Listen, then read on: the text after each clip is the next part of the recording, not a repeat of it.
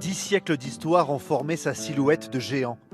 Le château de Biron donne à Sébastien Caillé, sa sentinelle, l'impression d'errer dans les couloirs du temps. Il n'a plus croisé de visiteurs depuis 6 mois maintenant. On ne sait plus vraiment l'heure qu'il est chaque jour, on est vraiment perdu. En fait, c'est juste la lumière qui va nous régler parce que le lieu est tellement immense et qu'on a tellement de choses à faire. Déjà, quand on fait le tour du château, il faut 1 heure. Et il y a quelque chose aussi de complètement magique et un peu irréel. On est comme perdu au milieu d'un océan, comme des gardiens de phare.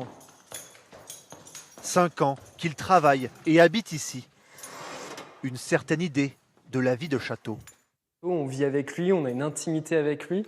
On l'entend craquer, on a ici de superbes parquets qui nous émerveillent chaque jour. Donc oui, c'est une vie de château. Cette année, la nature a rattrapé l'histoire.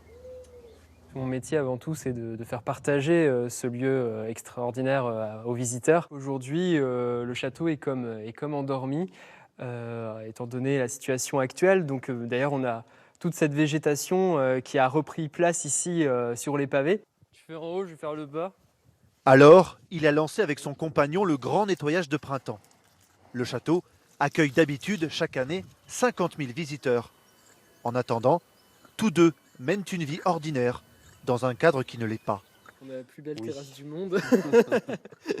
C'est incroyable d'avoir cette terrasse avec cette immensité devant nous et les couchers de soleil sont tous les soirs plus beaux les uns que les autres. C'est assez incroyable.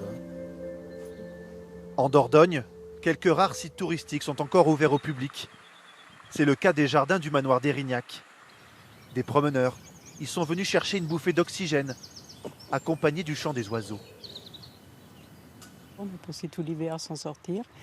Donc là, on avait besoin de sortir, de voyager. C'est un enchantement là, toute la matinée, de se balader, de voir toute cette verdure, tout. Oh, c'est magnifique.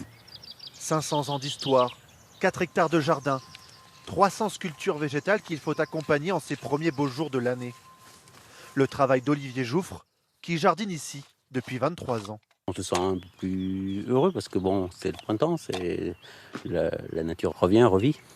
Mais après le week-end de Pâques, le jardin sera fermé au public, laissant Olivier Jouffre seul ici, avec ses outils. On est libre, on travaille assez loin les uns des autres, tout en essayant de respecter les gestes barrières, bien sûr. C'est sûr que par rapport à des gens qui sont même en télétravail ou des choses comme ça, c'est une chance. Le Périgord prolonge son hibernation, en attendant de pouvoir de nouveau montrer les richesses qui font sa renommée.